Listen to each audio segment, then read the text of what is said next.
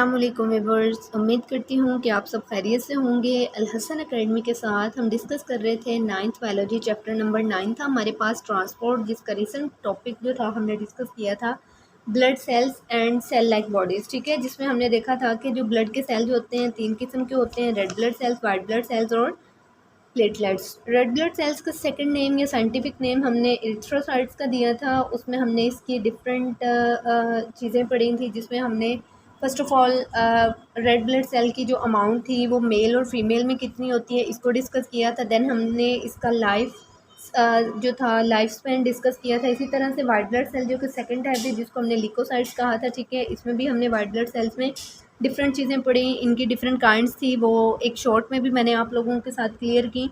और third one था हमारे पास प्लेटलेट्स, जिसका सेकंड नेम था थ्रोम्बोसाइट्स। ठीक है, जिनको हमने मेगा कैरियोसाइट्स का नाम भी दिया था।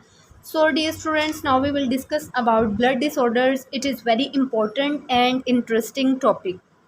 आई होप सो कि आप लोग इसको सुनेंगे तो इंशाल्लाह बहुत मज़ा आएगा आपको और आप लोग इंटरेस्ट लेके इसको सुनेंगे। ठीक है, सो डियर स्टूडेंट्स, हम स्टार्ट करते हैं ब्लड डिसऑर्डर्स। डिसऑर्डर्स का मतलब होता है कि बीमारियाँ।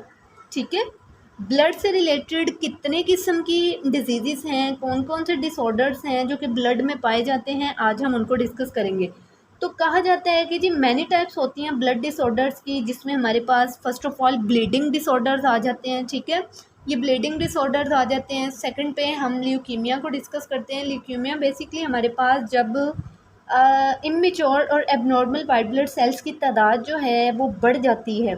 ठीक है, तो इसकी वजह से कुछ कैंसर प्रेजेंट होते हैं, म्यूटेशंस हो जाती हैं हमारे बोन मैरो या लिम्फ में, लिम्फ टिश्यूज़ वगैरह में। ठीक है, तो इस बीमारी को कहते हैं ल्यूकीमिया।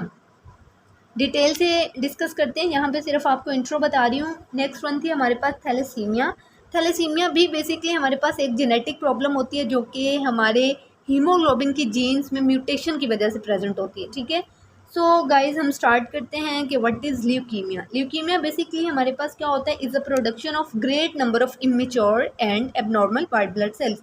जब भी हमारे पास ग्रेट नंबर ऑफ इमेच्योर मतलब कि इमेच्योर और एबनॉर्मल वाइट ब्लड सेल्स की जो अमाउंट है, जो तादाद है, वो ज़्यादा हो जाती है या ये ज़्यादा नंबर में प्रोड्यूस हो जाते हैं, तो हमारे पास एक डिजीज़ होती है, उसको कहते हैं ल्यूकीमिया। ठीक है, this is caused by a cancerous mutation in bone marrow और लिम्फ सेल टिश्यूज़। ठीक है, टिश्यू सेल ये हमारे पास बेसिकली किसकी वजह से होती है, कैंसरस म्यूटेशंस जो कि हमारे बोन मैरो या फिर लिम्फ टिश्यू सेल्स में प्रेजेंट होते हैं, उनकी वजह से हो जाती है। Mutation results in uncontrolled production of defective white blood cells leukocytes. ठीक है, इसी म्यूटेशन की वजह से जो कि हमारी बोन मैरो और लिम्फ टिश्यू सेल्स में हो रही है, इस म्यूटेशन की वजह से क्या होता है जी, हमारे पास अनकंट्रोल्ड जो है वो प्रोडक्शन हो जाती है वाइट ब्लड सेल्स की। और कौन से white blood sales, defective white blood sales, जिनको हम नाम देते हैं लिकोसाइट्स। उसी की वजह से ये जो डिजीज़ है हमारे पास, डिसऑर्डर है ब्लड का,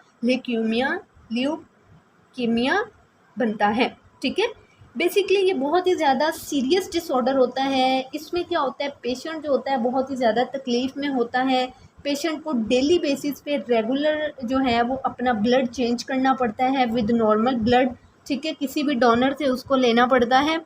और आपको ये भी बता दूं कि डोनर किसको कहते हैं और रेसिपिएंट किसको कहते हैं। रेसिपिएंट कहते हैं रिसीव करने वाले को, एक ऐसा पेशेंट जिसको ल्यूकीमिया की डिजीज़ है और वो अपना ब्लड चेंज कर रहा है।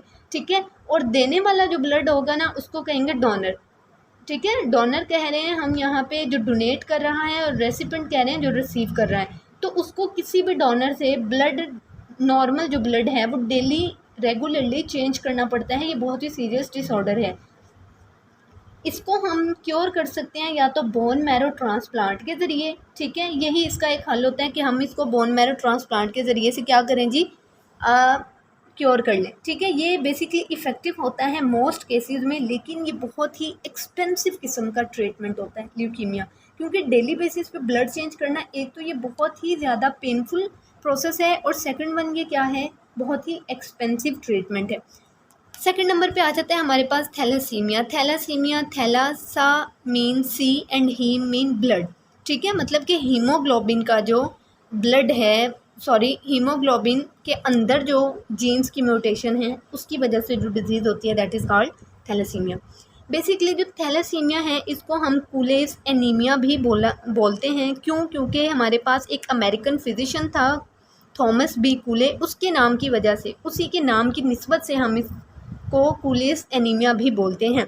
ये हमारे पास एक जेनेटिक प्रॉब्लम होती है जो कि हीमोग्लोबिन की जीन्स में म्यूटेशन की वजह से आ जाती है। इन म्यूटेशंस की वजह से क्या होता है जी, हमारे पास जैसे हमने पीछे पढ़ा कि defective white blood sales produce होते थे ल्यूकीमिया में, जिनको हमने लिकोसाइट्स का नाम दिया।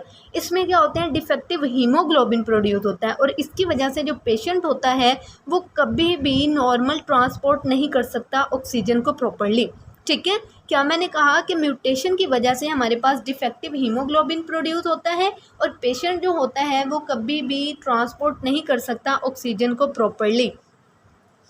इसमें भी क्या होता है, जो ब्लड होता है पेशेंट का वो डेली बेसिस पे रिप्लेस करवाया जाता है, रेगुलरली उसको रिप्लेस करना चाहिए। ठीक है, नॉर्मल ब्लड के साथ तब जाके हम इसको क्योर कर सकते हैं। सेकंड वन, हम इसको क्योर कर सकते हैं बोन मैरो ट्रांसप्लांट के ज़रिए, जैसा कि हमने ल्यूकीमिया को किया। ठीक है, लेकिन थैलेसीमिया में 100% क्योर जो रेट है वो कभी भी हमें नहीं मिलता। क्लियर है? ठीक है, उसके बाद ये नीचे देखें जी, बॉक्सेस हैं दो हमारे पास। उन्होंने बताया कि जो वर्ल्ड में, पूरी दुनिया में ऑब्जर्व किया गया है ना कि इंटरनेशनल थैलेसीमिया का जो दिन है वो 8 मई को कहा जाता है। ठीक है, इस दिन क्या होता है जी, पूरी पब्लिक को अवेयर किया जाता है थैलेसीमिया से रिलेटेड जितनी भी जो सिम्टम्स हैं उनसे, मतलब डेडिकेट किया जाता है इस दिन को हम डेडिकेट करते हैं कि पब्लिक अवेयरनेस करें थैलेसीमिया के अबाउट। ठीक है, और जितनी भी हाइलाइट्स होती हैं ना, इम्पोर्टेंट हाइलाइट्स होती हैं इसको केयर करने की, या थैलेसीमिया के पेशेंट्स जिस तरह से इससे बच सकें, वो तमाम चीज़ें इसमें बताई जाती हैं। सेकंड बॉक्स में उन्होंने कहा है कि तकरीबन 60 to 80 मिलियन पीपल ऐसे हैं जो कि पूरी दुनिया में थैलेसीमिया कैरी किए हुए हैं। मतलब कि थैलेसीमिया जो है वो बीमारी 60 to 80 मिलियन पीपल्स को है। ज़्यादातर इंडिया, पाकिस्तान और ईरान वगैरह में इस बीमारी के जितने भी पेशेंट हैं ना, उनको ज़्यादा ईरान, पाकिस्तान और इंडिया में देखा गया। ठीक है, तो पाकिस्तान की, अगर हम अकेले पाकिस्तान की बात करें, पाकिस्तान के अंदर ही 2,50,000 इस तरह के पीपल प्रेजेंट होते हैं जिनको थैलेसीमिया है।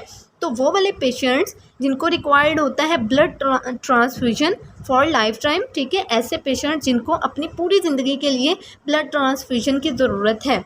ठीक है, तो इनके जो सोर्स हैं हम ब्लड लेने के लिए, जो थैलेसीमिया इंटरनेशनल फाउंडेशन है, उनसे हम रुजू करते हैं, उनसे रब्ता करते हैं और इस तरह के पेशेंट्स को वहाँ पे भेजा जाता है। ठीक है, तो डियर स्टूडेंट्स, ये बहुत ही मज़े का टॉपिक था। अगर आप इसको समझ के और इंटरेस्ट लेके पढ़ें तो आई होप सो कि ये बहुत अच्छे से क्लियर हो जाता है।